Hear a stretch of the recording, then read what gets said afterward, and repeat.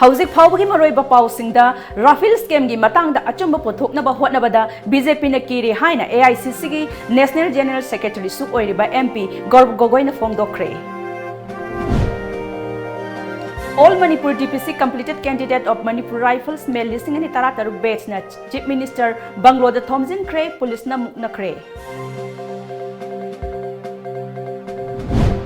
Amadi Citizen Amendment Bill listing ani tarataru pass tauba yaroi haina Delhi da mahiroi singna khongjang sangsin Kre.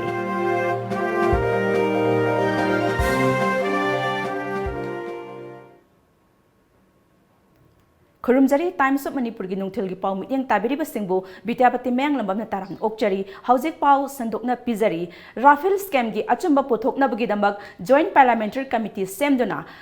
Thigatpa Lengak Pairiba BJP na karigi kiriba no haina All India Congress Committee ga General Secretary oiriba MP Gaurav Gogoi na fongdokre ngasi Manipur Pradesh Congress Committee na unana basinbada BT Road ta laiba Congress Bhavan da wathok oiriba Rafil scam ga mari leinana pangthokhiba paugi mifam amada Gaurav Gogoi na makha taraduna scam asigi achumba pothokna bagi damak Supreme Court asi sanaba forum ama natte maramdi court asina scam asiga mari leinaba details sing amadi file sing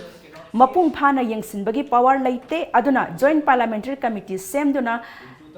thigatlaba matamdada achumba khangba ngamgani karigumba BJP na mathauna leina Congress ta aranba haizile hairabadi Joint Parliamentary Committee semduna achumba thidoksi madutada asengba karino khangba ngamgani haiki.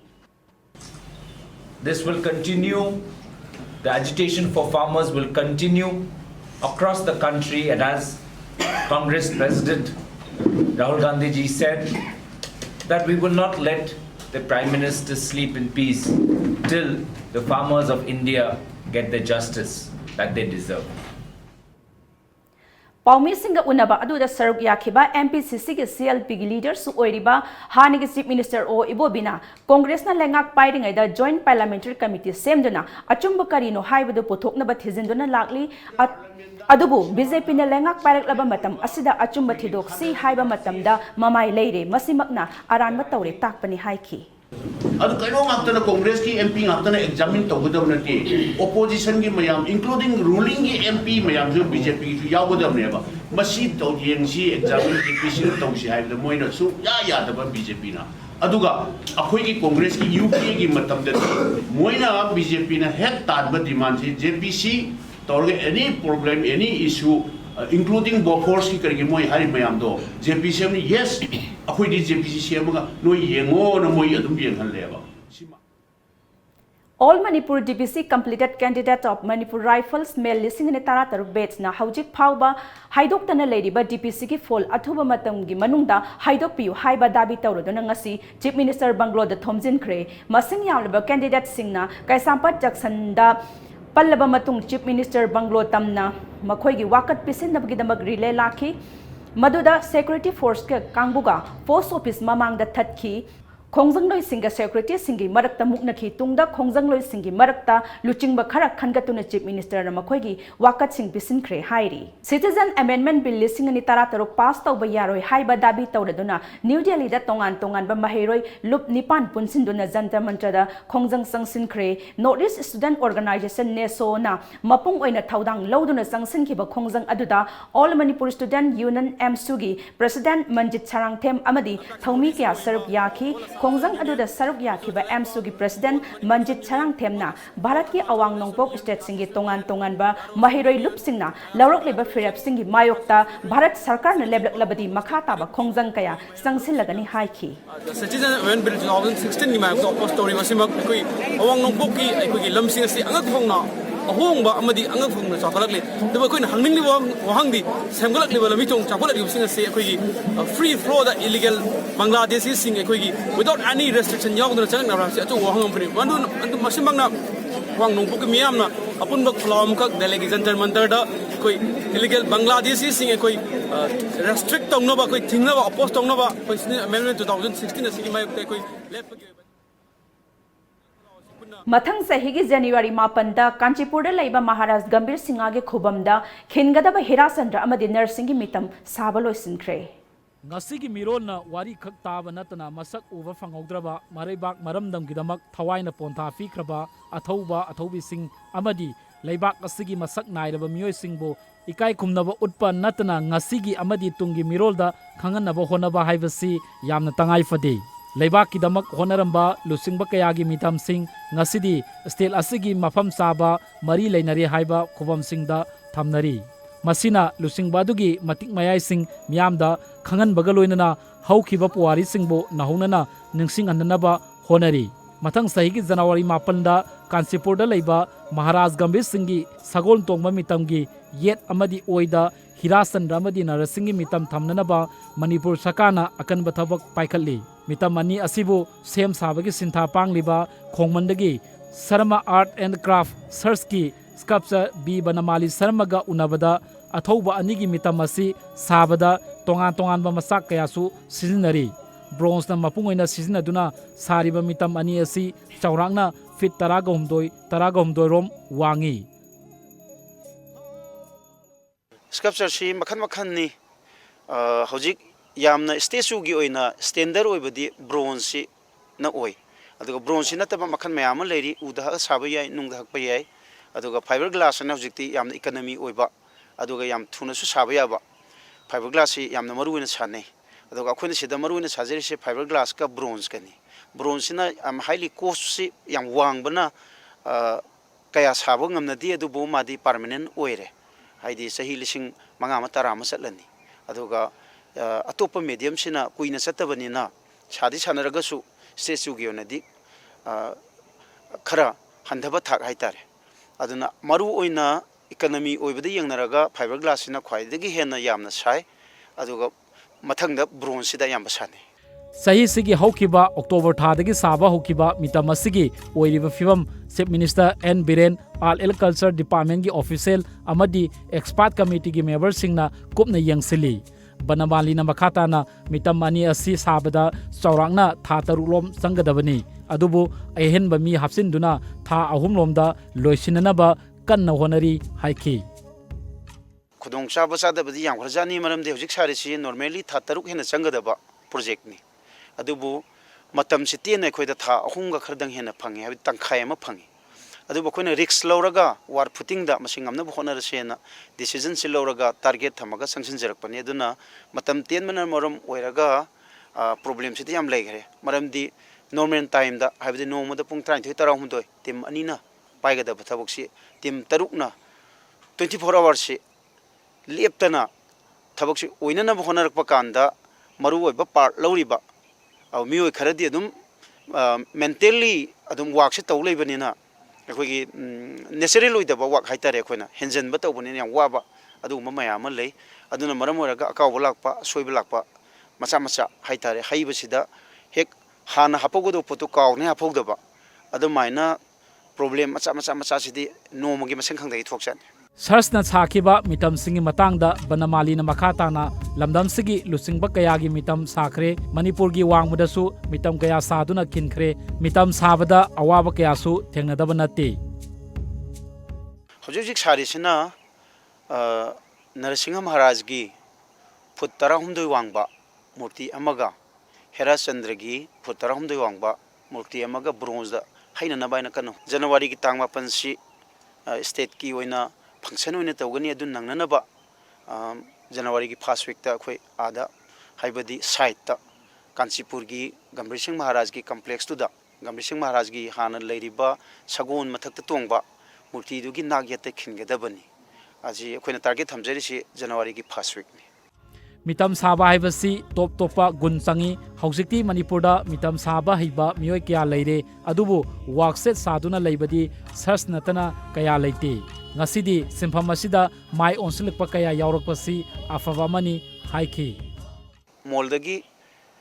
casting torani wax tagi mu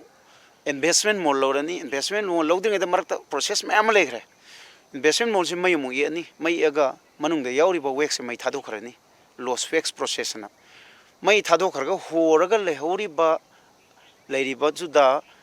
saugdo aba metal samu haijalaga ingha lakanda mathak thangba investment mol si thugairaga leramiba bronze ki part singdo semjan sajalaga finishing tawrakanda statue si oirakadoine hariba statue si chawbunina piece ꯑꯃꯈꯛꯇ ꯍꯩꯕ ꯌꯥꯗꯕꯅꯤꯅ ꯄꯤꯁꯁꯤ 10-15ꯒ ꯊꯣꯛꯏ 10-15ꯁꯤ ꯄꯥꯔꯠꯁꯤꯡꯁꯤ ꯑꯃꯨꯛ ꯑꯩꯈꯣꯏꯅ assemble ꯇꯧꯔꯒ ꯑꯦꯁꯤꯇꯤꯂꯤꯟ gas ꯋꯦꯜꯗꯤꯡꯗ ꯑꯃꯨꯛ ꯆꯞ ꯆꯥꯅ ꯍꯥꯟꯅ ꯂꯩꯔꯤꯕꯗꯨꯒ ꯃꯥꯟꯅꯅ ꯁꯝꯃꯤ ꯈꯪꯗꯅ ꯑꯃꯨꯛ ꯁꯧꯖꯜꯂꯒ ꯑꯀꯣꯟꯕꯗ ꯐꯤꯅꯤꯁꯤꯡ ꯇꯧꯔꯒ ꯏꯟꯁꯇꯣꯜ ꯇꯧꯒꯗꯕꯅꯤ ꯒꯝꯚꯤꯔꯁꯤꯡꯒꯤ ꯃꯔꯝꯗ ꯈꯪꯕ ꯉꯝꯕꯇ ꯅꯠꯇꯅ ꯍꯤꯔꯥꯆꯟꯗ꯭ꯔ ꯑꯃꯗꯤ ꯅꯔꯁꯤꯡꯒꯤ ꯃꯔꯝꯗ ꯍꯦꯟꯅ ꯈꯪꯍꯟꯕꯗ ꯃꯤꯇꯝ ꯑꯁꯤꯅ ꯑꯆꯧꯕ ꯃꯇꯦꯡ ꯑꯃ ꯑꯣꯏꯔꯒꯅꯤ ꯂꯝꯗꯝꯁꯤꯗ ꯍꯥꯏꯔꯤꯕ ꯁ꯭ꯀꯜꯞꯆꯔ ꯍꯥꯏꯕꯗꯤ ꯃꯤꯇꯝꯁꯤꯡ ꯁꯥꯕꯒꯤ ꯊꯕꯛ ꯌꯥꯝꯅ ꯀꯟꯅ ꯆꯠꯊꯔꯤꯕ ꯈꯣꯡꯃꯟꯗ ꯂꯩꯔꯤꯕ ꯁꯔꯆꯀꯤ ꯑꯩꯈꯣꯏꯒꯤ ꯇꯤꯝ ꯑꯁꯤ ꯃꯅꯤꯄꯨꯔꯒꯤ ꯃꯤꯌꯥꯝꯅ ꯃꯈꯣꯏꯒꯤ ꯄꯨꯛꯅꯤꯡ ꯊꯧꯅꯥ ꯍꯥꯞꯄ ꯑꯃꯁꯨꯡ ꯄꯨꯛꯅꯤꯡ ꯊꯧꯅꯥ ꯍꯥꯞꯄꯤꯕ ꯑꯃꯁꯨꯡ ꯊꯧꯒꯠꯄꯤꯕ ꯑꯃꯗꯤ ꯃꯊꯧ ꯇꯥꯔꯤ ꯍꯥꯏꯔꯤꯕ ꯍꯧꯖꯤꯛ ꯃꯅꯤꯄꯨꯔꯗ ꯑꯁꯤꯒꯨꯝꯂꯕ ꯑꯩꯈꯣꯏꯒꯤ ꯁ꯭ꯀꯜꯞꯆꯔ ꯁꯥꯕꯒꯤ ꯊꯕꯛ ꯑꯁꯤ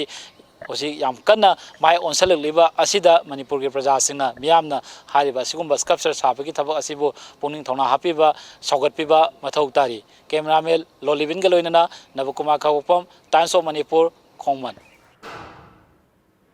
ꯍꯤꯡꯕꯗ ꯁꯨꯕ ꯅꯣꯝꯕ ꯇꯟꯗꯕ ꯇꯥꯏ ꯊꯕꯛꯇ ꯆꯤꯜꯍꯥꯎ ꯊꯤꯗ꯭ꯔꯕꯗꯤ ꯁꯔꯀꯥꯔꯒꯤ ꯊꯕꯛ ꯇꯧꯗ꯭ꯔꯕꯁꯨ ꯅꯨꯡꯉꯥꯏꯅ ꯍꯤꯡꯕ ꯌꯥꯏ ꯁꯔꯀꯥꯔꯒꯤ ꯊꯕꯛ ꯉꯥꯛꯇ ꯉꯥꯏꯕꯒꯤ ꯃꯇꯝ ꯑꯣꯏꯗ꯭ꯔꯦ ꯑꯩꯅ ꯍꯩꯅꯕ ꯁꯤꯟꯐꯝ ꯑꯃꯗ ꯃꯥꯏ ꯑꯣꯟꯁꯤꯟꯗꯨꯅ ꯍꯣꯠꯅꯔꯕꯗꯤ ꯍꯤꯡꯕꯗ ꯑꯔꯨꯕ ꯑꯣꯏꯔꯣꯏ ꯃꯇꯝ ꯑꯃꯗ ꯃꯩꯇꯩꯁꯤꯡꯅ ꯃꯥꯏꯄꯨꯅꯅ ꯁꯨꯔꯝꯕ ꯇ꯭ꯔꯛ ꯕꯣꯗꯤ ꯆꯟꯕ ꯍꯥꯏꯕ ꯁꯤꯟꯐꯝ ꯑꯁꯤ ꯉꯁꯤꯗꯤ ꯌꯥꯝꯁꯤꯜꯂꯛꯇ꯭ꯔꯦ ꯋꯥꯗꯅ ꯐꯪꯕ ꯁꯤꯟꯐꯝꯁꯤꯡ ꯈꯟꯅꯈꯤꯕꯗꯒꯤ ꯉꯁꯤꯗꯤ ꯌꯥꯝꯅ ꯃꯔꯨꯑꯣꯏꯕ ꯁꯤꯟꯐꯝ ꯑꯁꯤ ꯄꯥꯝꯕ ꯑꯃꯗꯤ ꯁꯨꯕꯤꯅꯕ ꯂꯩꯁꯤꯜꯂꯛꯇ꯭ꯔꯦ ꯍꯤꯔꯝ ꯑꯁꯤꯗ ꯃꯇꯝ ꯑꯃꯗ ꯃꯄꯥꯟ ꯂꯝꯗꯒꯤꯁꯨ ꯒꯥꯔꯤ ꯀꯌꯥ ꯕꯣꯗꯤ ꯆꯜꯂꯝꯕ ꯃꯅꯤꯄꯨꯔ ꯕꯣꯗꯤ ꯕꯤꯜꯗꯔ ꯖꯥꯇꯤ ꯕꯣꯗꯤꯒꯤ ꯄ꯭ꯔꯣꯄ꯭राꯏꯇꯔ ꯀꯦ.ꯍꯩꯆ. ꯖꯣꯟꯒ ꯎꯅꯕ ꯑꯃꯗ ꯌꯥꯝꯅ ꯉꯜꯂꯤꯉꯩ ꯃꯇꯝ ꯑꯃꯗ ꯕꯣꯗꯤ ꯆꯟꯕꯒꯤ ꯊꯕꯛ ꯑꯁꯤ ꯂꯝꯗꯝ ꯑꯁꯤꯒꯤ ꯃꯤꯑꯣꯏ ꯀꯌꯥꯅ ꯌꯥꯝꯅ ꯄꯥꯝꯅ ꯁꯨꯔꯝꯃꯤ ꯏꯃꯨꯡ ꯑꯃ ꯌꯥꯝꯅ ꯂꯥꯏꯅ ꯄꯨꯔꯝꯕ ꯑꯃꯗꯤ ꯃꯆꯥ ꯃꯁꯨ ꯌꯥꯝꯅ ꯂꯥꯏꯅ ꯊꯥꯛꯂꯝꯃꯤ ꯑꯗꯨꯕꯨ ꯍꯧꯖꯤꯛꯇꯤ ꯁꯤꯟꯐꯝ ꯑꯁꯤ ꯑꯇꯣꯞꯄ ꯃꯄꯥꯟ ꯂꯝꯒꯤ ꯃꯤꯑꯣꯏꯁꯤꯡꯅ ꯁꯤꯟꯈꯤꯕ ꯌꯥꯕꯒꯤ ꯐꯤꯚꯝ ꯑꯃꯗ ꯂꯩꯔꯦ ꯍꯥꯏꯈꯤ ꯏꯟꯗꯤꯌꯥꯅ ꯁꯥꯕ ꯇꯥꯇꯥꯒꯤ ꯃꯈꯜ ꯍꯥꯏꯗꯤ ꯇ꯭ꯔꯛꯀꯤ ꯃꯈꯜꯁꯤꯡꯁꯦ ꯑꯩꯈꯣꯏꯒꯤ ꯇꯥꯇꯥ ꯑꯣꯏꯕ ꯌꯥꯏ ꯃꯍꯦꯟꯗ꯭ꯔ ꯑꯣꯏꯕ ꯌꯥꯏ ꯑꯗꯒꯤ ꯑꯁꯣꯛ ꯂꯦꯂꯦꯟ ꯑꯣꯏꯕ ꯌꯥꯏ ꯅꯠꯇ꯭ꯔꯒꯅ ꯑꯇꯣꯞꯄ ꯑꯩꯈꯣꯏꯒꯤ ꯅꯤꯁꯥꯟꯅ ꯁꯥꯔꯤꯕ ꯈꯣꯠꯂꯤꯕ ꯇ꯭ꯔꯛꯀꯤ ꯃꯑꯣꯡ ꯃꯇꯧ ꯍꯥꯏꯗꯤ ꯇ꯭ꯔꯛꯀꯤ ꯃꯈꯜꯁꯤꯡꯁꯤꯒꯤ ꯕꯣꯗꯤꯁꯤꯡꯁꯦ ꯑꯩꯈꯣꯏꯅ ꯃꯐꯝ ꯑꯁꯤꯗ ꯁꯦꯝꯖꯕꯅꯤ ꯁꯥꯖꯕꯅꯤ ꯑꯗꯨꯒ ꯃꯁꯤ ꯀꯝꯄꯦꯅꯤꯒꯤ ꯑꯣꯏꯅ ꯃꯀꯣꯛ ꯆꯜꯂꯒ ꯂꯥꯛꯄꯁꯨ ꯌꯥꯎꯏ ꯃꯀꯣꯛ ꯁꯨꯡꯌꯥꯎ ꯌꯥꯎꯗꯅ ꯆꯦꯁꯤꯁ ꯉꯥꯛꯇ ꯂꯥꯛꯑꯒ ꯆꯦꯁꯤꯁꯇꯒꯤ ꯑꯩꯈꯣꯏꯅ ꯒꯥꯔꯤ ꯑꯃꯒꯤ ꯃꯄꯨꯡ ꯐꯥꯅ ꯆꯪꯈꯠꯄꯗꯣ ꯃꯗꯨꯒꯤ ꯊꯕꯛꯇꯣ ꯑꯩꯈꯣꯏꯅ ꯃꯐꯝꯁꯤꯗꯩꯗ ꯇꯧꯖꯕꯅꯤ ꯒꯥꯔꯤ ꯇ꯭ꯔꯛꯁꯤꯡꯒꯤ ꯕꯣꯗꯤ ꯆꯟꯕꯒꯤ ꯊꯕꯛ ꯑꯁꯤ ꯁꯤꯊꯔꯛꯄꯒꯤ ꯃꯇꯥꯡꯗ ꯖꯣꯟꯅ ꯃꯈꯥ ꯇꯥꯅ ꯃꯇꯝ ꯑꯃꯗꯗꯤ ꯁꯤꯟꯐꯝ ꯑꯁꯤ ꯃꯩꯇꯩ ꯃꯆꯥ ꯉꯥꯛꯇꯅ ꯁꯨꯔꯝꯃꯤ ꯑꯗꯨꯕꯨ ꯍꯧꯖꯤꯛꯇꯤ ꯃꯩꯇꯩ ꯅꯠꯇꯕ ꯃꯄꯥꯟꯗꯒꯤ ꯌꯥꯎꯅ ꯖꯥꯇꯤ ꯀꯌꯥꯅ ꯁꯤꯟꯈꯤꯕ ꯌꯥꯕꯒꯤ ꯐꯤꯚꯝꯗ ꯂꯩꯔꯦ ꯑꯋꯥꯕ ꯊꯕꯛ ꯁꯨꯅꯤꯡꯗꯕ ꯇꯟꯕ ꯅꯨꯡꯉꯥꯏꯕ ꯊꯕꯛ ꯁꯨꯅꯤꯡꯕ ꯀꯌꯥꯅ ꯁꯤꯟꯐꯝ ꯑꯁꯤ ꯑꯇꯣꯞꯄꯅ ꯁꯤꯟꯈꯤꯕ ꯌꯥꯕꯒꯤ ꯐꯤꯚꯝꯗ ꯂꯥꯛꯂꯤꯕꯅꯤ ꯍꯥꯏꯈꯤ 1995ꯗꯒꯤꯅ ꯍꯧꯖꯤꯛꯐꯥꯎꯗ ꯆꯟꯅꯤꯕ ꯒꯥꯔꯤꯁꯦ ꯑꯩꯈꯣꯏ 1,000ꯒ ꯈꯔ ꯍꯦꯜꯂꯞ ꯂꯩꯔꯝꯗꯧ ꯃꯥꯜꯂꯦ ꯑꯩ ꯋꯥꯈꯜꯗ ꯊꯥ ꯑꯃꯗ ꯃꯇꯝ ꯑꯃꯗ ꯑꯩꯈꯣꯏꯅ ꯊꯥ ꯑꯃꯗ ꯑꯩꯈꯣꯏ ꯒꯥꯔꯤ 4 ꯊꯥꯗꯣꯛꯄ ꯌꯥꯎꯏ ꯒꯥꯔꯤ 3 ꯊꯥꯗꯣꯛꯄꯁꯨ ꯌꯥꯎꯏ ꯒꯥꯔꯤ 2ꯗꯪ ꯊꯥꯗꯣꯛꯄꯁꯨ ꯌꯥꯎꯏ ꯑꯗꯨꯃꯥꯏꯅ ꯇꯧꯔꯒ ꯊꯥꯗꯣꯛꯄꯁꯤ ꯃꯁꯤꯡ ꯌꯥꯝ ꯈꯪꯗꯅ ꯌꯥꯝ ꯊꯥꯗꯣꯛꯈ꯭ꯔꯦꯕ ꯑꯗꯨꯒ ꯒꯥꯔꯤ ꯃꯆꯥꯗꯗꯤ ꯑꯩꯈꯣꯏꯒꯤ ꯍꯧꯖꯤꯛ ꯂꯩꯔꯤꯕ ꯑꯩꯈꯣꯏ ꯇꯥꯇꯥ ꯃꯦꯖꯤꯛ ꯀꯥꯏꯅ ꯂꯩꯔꯤꯕ ꯁꯤꯒꯨꯝꯕ ꯃꯆꯥ ꯑꯗꯒꯤ ꯕꯣꯂꯦꯔꯣꯒꯤ ꯑꯩꯈꯣꯏ ꯖꯤꯞ ꯀꯥꯏꯅ ꯂꯩꯔꯤꯕ ꯁꯤꯒꯨꯝꯕ ꯃꯆꯥꯁꯤꯡꯗꯗꯤ ꯅꯨꯃꯤꯠ 2ꯒꯨꯝꯕ ꯆꯪꯉꯤ 3ꯒꯨꯝꯕ ꯆꯪꯉꯒ ꯊꯥꯗꯣꯛꯄꯁꯨ ꯌꯥꯎꯋꯦꯕ ꯑꯗꯨꯒ ꯑꯁꯤꯒꯨꯝꯕ ꯃꯌꯥꯝꯁꯦ ꯄꯥꯁꯜꯂꯒꯗꯤ ꯑꯩꯈꯣꯏ 2,000ꯒꯨꯝꯕꯗꯤ ꯂꯩꯔꯝꯃꯅꯤ ꯈꯜꯂꯦ ꯑꯗꯨꯒ ꯑꯆꯧꯕꯗꯗꯤ 1,000 ꯑꯕꯞꯇꯤ ꯂꯩꯈ꯭ꯔꯦ तसेंगना मसीगी थबकसे अखोई सूरगे अखोई पामे मसीगी पोसी सूरगा अखोई पुंसीगी जीविका ओइरनी आगी पुंसी हिंगबे यारनी खल्लब मीदुदी अदुम मसीदा थाव हचांग यावनो नुम सुबि यावी औजिसु सुमिनरी अखोई मी 10 गा मातोय ताइसु सुमिनरी औजिसु दुम याम नुंगाइना थावजे सुमिनरी स्टेट असिददी असिगुमलबा थबक मखल असि यामना लैतबा अमदी मतम खरगी तुंगदा यामना मरु ओइरकदबा सिनफम असि इंखतलगलिबा सुनिंग नोमनिंगबा नहासिंगदा हैहौनबा होनबियु अतोपा सिनफम कयादा इरमदमगी मियोय कयागी महुत अतोपना सिनख्रबनी हाइना जोन मखा ताखी मसी वाकल्चर मांगजलकपसि मसी अतैना नते मसी तसेंगमदी आगी वाकलददी अखोई अखोई इसागी जाति जाना हाजे अतोपा जाति हारि अखोई मैतै जाति से याम नुंगाइनिंगबा नुंगाइबा पाम्बा आई तसेंगना आइतादी इसादा हामुक तैनिंगदबा अमोटपा पकनिंगदबा कांगु जातिनेना खंजै आई वाखंदा अदुमगना मसी वाकल्चर से मांगजलकपने खल्ली अखोई इसाजैदा हामुक तैबदा हालिंग लैत्रबा मोटपदा हालिंग लैत्रगदी अखोई जाति से अदुमति चाहतकनी अदुमति अखोई पैसा पाइबा इनाखुनबा जाति मु ओइने हाइबसे आई हाइजनी टाटा बॉडी चनबगी थबकसी पाम्बीबा लैरगदी मफम असिदा लागा सेमिरोंग अखोई असेंबली रोड लैबा मणिपुर बॉडी बिल्डर जाति बॉडी हारगा खंगनबा मफम सिदा लापिरगा असिगुम थबकसे तंबीरगा हिंगबगी अमसुंग पुंसी अमा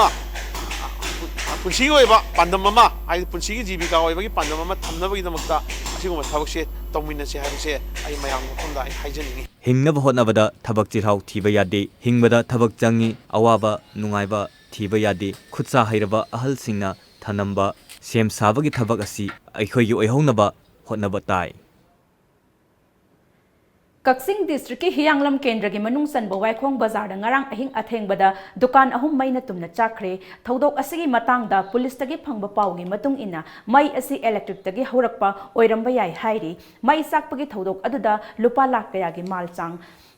ꯇꯥꯡꯒꯣꯏ ꯑꯣꯟꯈ꯭ꯔꯦ ꯃꯩꯅ ꯆꯥꯛꯈ꯭ꯔꯕ ꯌꯨꯝꯁꯤꯡ ꯑꯗꯨꯒꯤ ꯌꯨꯝꯕꯨ ꯈꯨꯟꯗ꯭ꯔꯥꯛꯄꯝ ꯕꯁꯟꯇ ꯂꯥꯏꯁ꯭ꯔꯝ ꯕꯥꯁꯤꯀꯨꯃꯥꯔ ꯑꯃꯗꯤ ꯁꯅꯁꯝ ꯏꯕꯣꯝꯆꯥꯗ ꯀꯦꯟꯗ꯭ꯔ ꯑꯁꯤꯒꯤ MLA ꯗꯥꯛꯇꯔ ꯔꯥꯙꯦꯁ꯭ꯌꯥꯝꯅ ꯁꯦꯜꯒꯤ ꯇꯦꯡꯕꯥꯡ ꯑꯣꯏꯅ ꯂꯨꯄꯥ ꯂꯥꯈ ꯑꯃꯃꯝ ꯇꯦꯡꯕꯥꯡꯅꯕꯁꯨ ꯄꯤꯈꯤ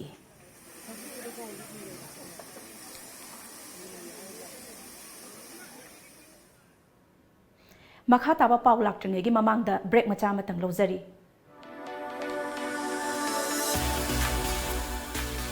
Tom TV, the first private satellite TV channel of Manipur, now available at Tata Sky on channel number 1973.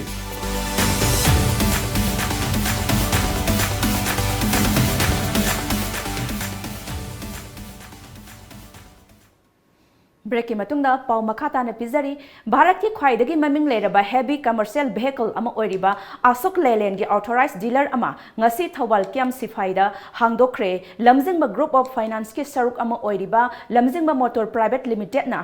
थौबु ओइदनो पांगथोखिबा अशोक लेलैंड की डीलर शोरूम हांगदोकपगी थौरम अदुदा CAF and PD minister Karam Shyam अमदी Ashok Leyland की मकोक थोंगबा थौपुबसिंगना सरुक याखी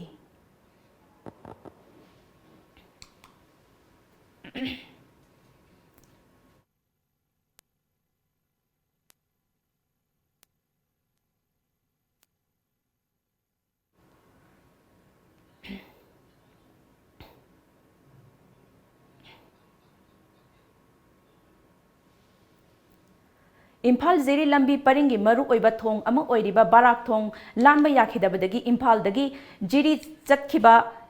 अमदी जिरी दगी इम्फाल थोलकदबा गाड़ी कया लंबी द पंदुना लेरे हाइरी पावसना हाइरिबदि ngase ayuk pung 13 ga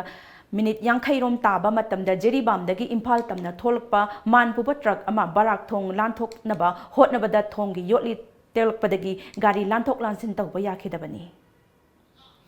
कुनगा Taret सुबह इम्फाल बुक फेयर दा मियोय कया लाइरिक लईबा लाकनरी state central library department of art and culture government of Manipur ना राजाराम मोहन रॉय लाइब्रेरी फाउंडेशन कोलकाता का खुसमदुना थांगमैबन थाउ ग्राउंड पांगथोखिबा कुंटरेलक सुबह इम्फाल बुक फेयर डिस्ट्रिक्ट 19 दा मियोय कयाना मागी अपांबा लाइरिक लैनरी तांग कुनमरी फाउब चथगदबा फेयर असिदा children sport painting book release Meet brand activation, meet the author, lecture program, quiz competition yauna program kaya su pangthokli. Mapangi book agency publisher yauna lamdam sigi publisher kaya gi lyric sing stall cham gi mathakta hangduna miyamna book journal amadi atai potlam kaya fanghanli. Fair asidagi lyric laiba lakliba miyoy singna unabada asigumba fair ama tawbasi yamna fai fair asida aikoina apamba lyric makhal sing laibagi amadi yengnabagi khudong chaba lay. मफम अमदा पुन्ना फंगनबगी खुदोंग चाबसु लई महिरोय सिंगदा कानब पिबदा नतना मियोय कदाय कयादसु कानब पीरी असिगुमा book fair अमा पांगथोकपसि मियामगिदमक्तदि यामना कानब फै हाइना फोंदोकनखि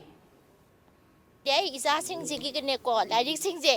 से सब करम मना मोइना अपाम पाम दा येंगागा अदुम लई जै अदुगा डिस्काउंट सो अदुम पिबिए बको अदुगा आइगी इसा नुपा हंदो लाइरिक थवाय खरा यावबा अदुदना मादि बुक फेयर से अदुम बुक फेयर से लाइरिक याम दै गी मोतदि याम फै खल्ले अखोई लाइरिक अपाम से फंगगदि को अखोई गी पाबदा खरा कानब फंगनि खल्ले अदुना सी याम फै खल्ले अखोइना हान सिनरिबा लाइरिक नत्तवा ngसाइगी नेट तक द फंगु नत्तवा अत एक्चुअल ग्राउंड रियलिटीज अखोइ सेसदा करी वेना फिजिकली फंगबा याबा लाइरिक सिंग दो अत अनु बोइना सुम येंग भाई तारे को अत सिनत्तवा अतोपा अखोइ एडिशनल अखोइना हान दि भाबति ओरुदवा अउ अते तो अनु एडिशनल करी कर्म लाइरिक लेगे तो अदुगुम जापि सुम खंगनिंग भाई तारे को अदु अंगांग सिंगसु लाइरिक सिंग बि येंगा एटमॉस्फियर येंगा खिना इनकरेजमेंट फंगी सुम याम नुंगाये सुमाइन तौबजे कोइगी ꯀꯩ ꯍꯥꯏꯇꯥꯔꯦ ꯁꯤꯗ ꯑꯄꯥꯝꯕ ꯑꯩꯈꯣꯏꯅ ꯈꯟꯅꯤꯡꯕꯗꯣ ꯁꯤꯗ ꯈꯜꯂꯦ ꯁ꯭ꯇꯦꯁꯅꯔꯤꯗ ꯆꯠꯂꯒ ꯈꯣꯠꯂꯒ ꯂꯩꯕꯗꯣ ꯂꯩꯗꯕꯤꯗ ꯁꯤꯗ ꯐꯪꯉꯦ ꯍꯥꯏꯇꯥꯔꯦ ꯌꯥꯝ ꯅꯨꯡꯉꯥꯏ ꯂꯥꯏꯔꯤꯛ ꯇꯝꯃꯤꯕ ꯑꯉꯥꯡꯁꯤꯡꯒꯨꯝꯅ ꯍꯦꯟꯅ ꯊꯋꯥꯏ ꯌꯥꯎꯕ ꯃꯥꯟꯕꯗꯣ ꯑꯩꯈꯣꯏꯒꯨꯝꯕ ꯔꯤꯇꯥꯌꯔ ꯄꯥꯔꯁꯟꯁꯤꯅ ꯍꯦꯟꯅ ꯏꯟꯇꯔꯦꯁ ꯑꯣꯏ ꯃꯣꯏꯗ ꯈꯤꯇꯪꯏꯟꯀꯔꯦꯖꯤꯡ ꯇꯧꯅꯤꯡꯉꯤ ꯃꯣꯏꯗꯤ ꯀꯌꯥ ꯀꯟꯅ ꯂꯥꯏꯔꯤꯛꯀꯤ ꯀꯩꯅꯣꯁꯤ ꯂꯩꯇꯕ꯭ꯔꯥ ꯍꯥꯏꯅ ꯈꯜꯂꯦ ꯍꯥꯏꯗꯤ ꯂꯥꯏꯕ꯭ꯔꯦꯔꯤ ꯕꯨꯛ ꯐꯤꯌꯔꯒꯤ ꯀꯩꯅꯣꯁꯦ ꯃꯣꯏꯗ ꯑꯣꯏꯅ ꯄꯤꯅꯤꯡꯉꯦꯕ ꯆꯥꯟꯁꯁꯦ ꯍꯧꯈꯤꯕ ꯅꯕꯦꯝꯕꯔ 9 ꯅꯤꯡꯉꯣꯜ ꯆꯥꯛꯀꯧꯕ ꯅꯨꯃꯤꯠꯀꯤ ꯅꯨꯃꯤꯠ ꯌꯨꯡꯕ ꯃꯇꯨꯡ ꯄꯨꯡ 3 ꯇꯥꯔꯛꯄ ꯑꯗꯨꯋꯥꯏꯗ ꯕꯤꯁꯅꯨꯄꯨꯔ ꯗꯤꯁꯇ꯭ꯔꯤꯛꯀꯤ ꯅꯥꯆꯧꯈꯥ ꯂꯩꯀꯥꯏꯗ ꯂꯩꯕ ꯈꯨꯟꯗꯣꯡꯕꯝ ꯗꯣꯔꯦꯟ ꯀꯧꯕ ꯃꯤꯑꯣꯏ ꯑꯃ ꯌꯨꯝꯗꯒꯤ ꯊꯣꯛꯈ꯭ꯔꯒ ꯉꯁꯤ ꯐꯥꯎꯕ ꯃꯍꯥꯛꯀꯤ ꯂꯪꯂꯥ ꯂꯪꯖꯤꯟ ꯈꯪꯗꯅ ꯂꯩꯔꯤꯕ ꯑꯁꯤꯒꯤ ꯃꯇꯥꯡꯗ ꯄꯥꯜꯂꯤꯕ ꯂꯩꯉꯥꯛ ꯑꯁꯤꯗ ꯊꯤꯗꯣꯛꯄꯤꯅꯕ ꯀꯌꯥꯔꯛ ꯍꯟꯅ ꯍꯥꯏꯖꯈ꯭ꯔꯕꯁꯨ ꯂꯩꯉꯥꯛ ꯑꯁꯤꯅ ꯅꯥꯆꯨꯡꯗꯅ ꯂꯩꯊꯣꯛꯄꯕꯨ ꯌꯥꯅꯤꯡꯗꯕ ꯐꯣꯡꯗꯣꯛꯇꯨꯅ ꯗꯤꯁꯦꯝꯕꯔ 18ꯒꯤ ꯑꯍꯤꯡ ꯅꯣꯡꯌꯥꯏꯗꯒꯤ ꯗꯤꯁꯦꯝꯕꯔ 10ꯒꯤ ꯑꯍꯤꯡ ꯅꯣꯡꯌꯥꯏ ꯐꯥꯎꯕ JAC against the unknown missing kidnapping of ꯈꯨꯟꯗꯣꯡꯕꯝ ꯗꯣꯔꯦꯟꯅ कौखिबा बिष्णुपुर डिस्ट्रिक्ट की बन्ना महौसागी पुंछीदा चाउना अकाइबा पीखरे बन मनुंगदा कैथेल फंबगी चांग अमदी लंबीदा गाड़ी चेनबगी चांग हंथकी गवर्नमेंट अमदी लनाई स्कूल सिंग अमदी ऑफिस सिंग देदी थोइदोकपा अचौबा ममी ताखिदे JAC की माइकैदगी थोरकपा चेरोल अमदा हाइरिबा मियोय असि थीबा खंगदना लैरिबा असि यामना चिंगदनांगाई ओइ मरम असना लैंगाकना अथुबा मतमदा महाकपु थिदोकपियु युमगी मियोय सिंगदा सिनबियु नत्रबदी हेना कनबा खोंजंग कया अमा चंगसिलगनी हाइरि पिकलिबा अंगांग सिंगी ब्रेन बु मथौ फजना तौहंदुना हेना सिंगदहनबा मिड ब्रेन एक्टिवेशन की प्रोग्राम अमा चथरिबा कुंटरेट सुबा इम्फाल बुक फेयर लिसिंग तरानिपान उठ्रे state central library department of art and culture government of Manipur Raja Ram Mohan Roy library foundation Kolkata का खुसमदुना थाउरांदा पांगथोकिबा फेयर असिदा तोंगान तोंगानबा थौरम कयासु उतली जीनियस माइंडटेक इम्फाल न पुथोकपा मिड ब्रेन एक्टिवेशन की प्रोग्राम न पिकलिबा अंगांग सिंगदा ब्रेन की हयसिंगबसु उतखी एक्टिवेशन असिदा यावरिबा अंगांग सिंगना मखोयगी हयसिंगबा कया उतखी मिड ब्रेन एक्टिवेशन हाइबसी करिनो मसिना अंगांग सिंगदा ब्रेन मतौ करमना सिंगत हलिबनो हाइबगी मतांगदा जीनियस माइंडटेक इम्फाल की मिड ब्रेन मास्टर ओइरिबा नाराजित मोइरांग थेमना मियोबगी ब्रेन की सरुक्ता लैरिबा लेफ्ट अमदि राइट अनि असि मथौ चप मानना तौनब होटनबनी पिकलिबा अंगांग सिंगना नौरिंगै मतमदा ब्रेन की सरुक असि चप मानना मथौ तौहनबा अमदि लेफ्ट अमदि राइट असि कम्युनिकेट तौहनबा होटनबनी हाइखी मिड ब्रेन हाइसे अखोगी मियोबगी ब्रेन से अनि सुइदनाको हाइदि लेफ्ट हाइबमा राइट हाइबमा हाइबा ब्रेन अनि सिगी मरक्ता यावबा ब्रेन अनि सिबु फंदोक पाउजिन तौना हनबगंबा अदुगुम पार्ट अमने ब्रेन की मरोइबा पार्ट अमने मासे अखोई मियोबना हाइदि पोथारग लेगिबा हाइदारेको तुमगा पोथारग लेगिबसे अखोइना जापान की टेक्नोलॉजी मकी मटेंगना मोजे साउंड थेरापी हाइदारेको अखोइना तौजरिसे हाइबा साउंड थेरापी सि तौरगा मोजे हाइबा मिड ब्रेन से हिंगललगा लेफ्ट का राइट का ब्रेन अनि से कनेक्शन पाउना लगा ब्रेन से अंगांग ब्रेन से हेना चाउथोलगा हाइदि अंगांग से मकल मकल के टैलेंट क्या मंगपा सिंग हेंगलपा अदुको memory power high form memory ओरपा कोना मोइसे कोना सुपर पावर ब्रेन का हाइदुने पा मिड ब्रेन एक्टिवेशन फुल लगे अंगांग से सिनी सरपा मिड ब्रेन के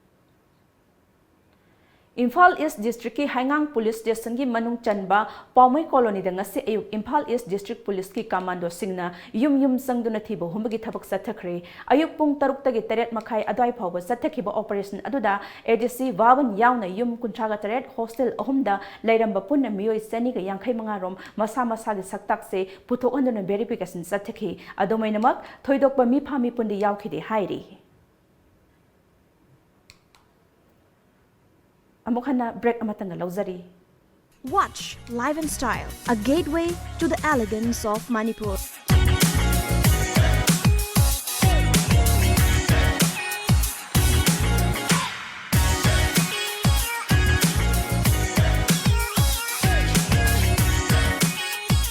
Live in Style, every Saturday night 7:30, only on Tom TV. Break की मतुंग ताराम नोकचरी अमदी पाव मखाताना पिजरी मध्य प्रदेश नौना कमलनाथना लुचिंग कांग्रेस कैंडिडेट सेमगदोरिबा असि यामना लुबा खोंथांग अमा ओइगदौरी मरमदी हंदक नौना कारकलेबा मिहुत सिंगी मनुंगदा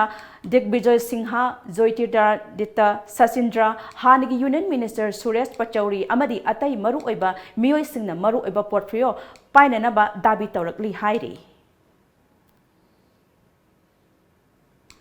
Haukiba Lebapopa Numita Bulinda Sarada Tokiba San Hatbagi Maramda Tokiba mob violence Amada Mioi Ani Hatkibagi Kwaidagi Maru in a Geneva Mioi Sing Fari Haina Uttar Pradesh Police na Fongdo Kre Akanaba Pau Amana Police na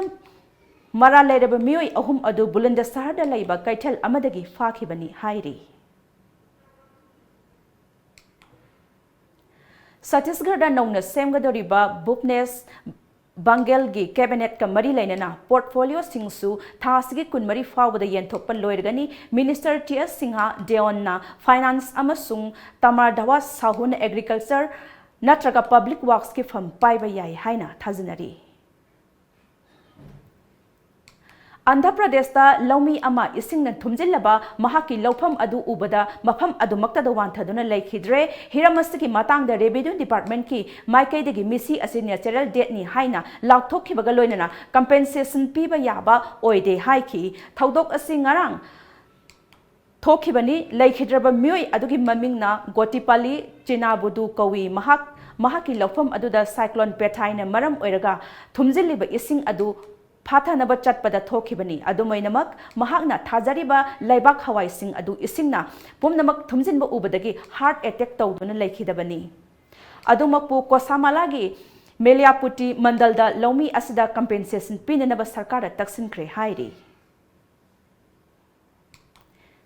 ngasi phongkiba pause singda kari maru iba pau yauribagi haibadu amuktang punna khangminasi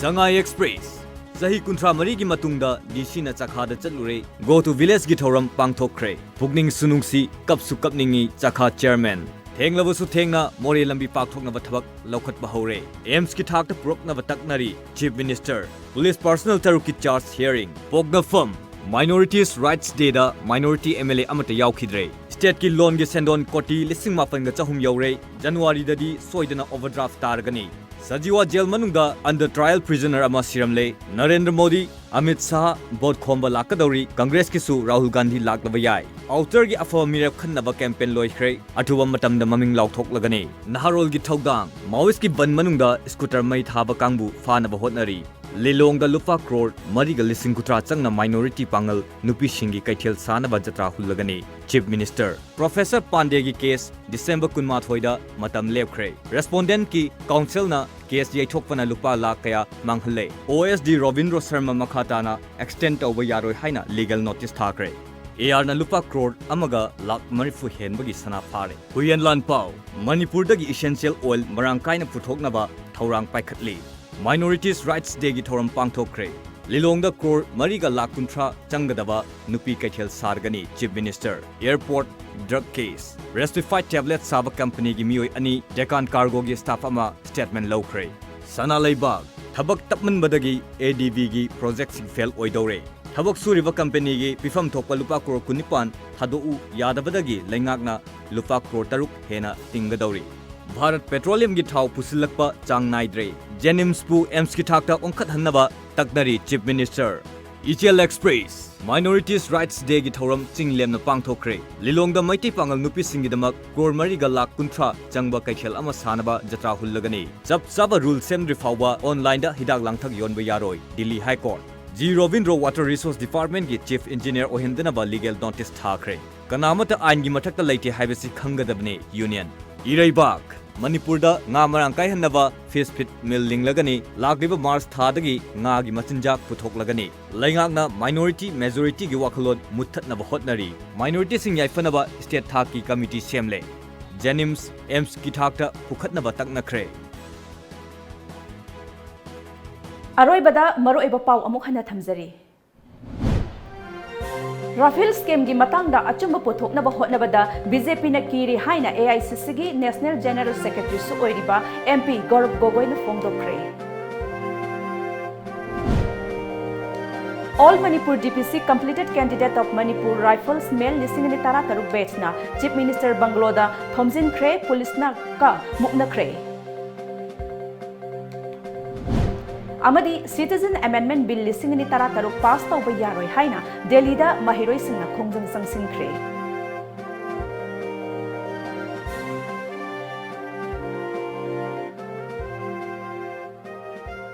ꯍꯧꯖꯤꯛꯀꯤꯗꯤ ꯃꯅꯤꯄꯨꯔꯤ ꯄꯥꯎ ꯃꯇꯥꯡ ꯑꯁꯤꯗ ꯂꯣꯏꯁꯤꯟꯖꯔꯦ ꯑꯍꯦꯟꯕ ꯄꯥꯎꯒ ꯂꯣꯏꯅꯅ ꯅꯨꯃꯤꯗꯥꯡ ꯄꯨꯡ 4ꯗ ꯑꯃꯨꯛ ꯐꯪꯕꯤꯒꯅꯤ